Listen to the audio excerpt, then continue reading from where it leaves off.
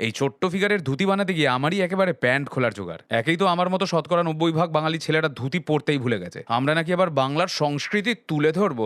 তুলে ধরতে গিয়ে ধুতি খুলে মিষ্টান্ন ভান্ডার হয়ে যাবে। এদিক থেকে মেয়েদের নিয়ে কিন্তু কোনো কথা হবে না। তাদের মধ্যে বেশিরভাগ নিজেরাই শাড়ি পরতে পারে, পরতে ভালোবাসে, অনেকে পরে অফিসও যায় রেগুলার বেসিসে। কিন্তু একটা ছেলে ধুতি পরে রোজ অফিস যাচ্ছে, দিস ভেরি আইডিয়া আজকের দিনে সিমস রিডিকিউলাস, রীতিমতো হাস্যকর। আমি বামপন্থীদের, স্পেশালি বাঙালি বামপন্থীদের যতই ক্রিটিসাইজ করি, তাদের ভেটারেন কমরেডরা পিপল লাইক বুদ্ধদেব ভট্টাচার্য, জ্যোতি বসু কিন্তু তাদের শেষ দিন অবধি এই ট্র্যাডিশনটা ধরে রেখেছিলেন। আজও তাদের অনেক লিডাররা ধরে রাখেন। বাট দ্য লক্ষ্য মুদ্রার প্রশ্ন হলো, তাহলে আমাদের ট্র্যাডিশন আর কালচার তুলে ধরার দায়টা কি খালি মেয়েদের কাঁধেই ঠেলে দেওয়া হচ্ছে? না না, কই, কোথায়? একেবারেই না। আমাদের এই উন্নত সমাজে মেয়েদের ড্রেস বা ড্রেসের লেন্থ একেবারেই জাজ করা হয় না তো। বিয়ের পর শাখা পলা বাই চান্স ভুলে গেলে জাজ করা হয় না তো। সিঁদুরটা দেখা না গেলে জাজ করা হয় না তো। কি সব উল্টো পাল্টা কথা বলছো যত সব। যাও অন্য স্টেটে গিয়ে দেখো, ইউপি বিহারে গিয়ে দেখো ওখানে কি অবস্থা, তখন বুঝবে বাঙালিরা কত লিবারাল, কত উন্নত একটা সমাজ তৈরি করেছি আমরা। বলছি কাকু কাকিমা, নিজেদের ছেলেমেয়েদের কি ক্লাসের টপারের মতো হতে বলেন, নাকি ব্যাক বেঞ্চারদের সাথে কম্পেয়ার করে নাকে তেল দিয়ে ঘুমান?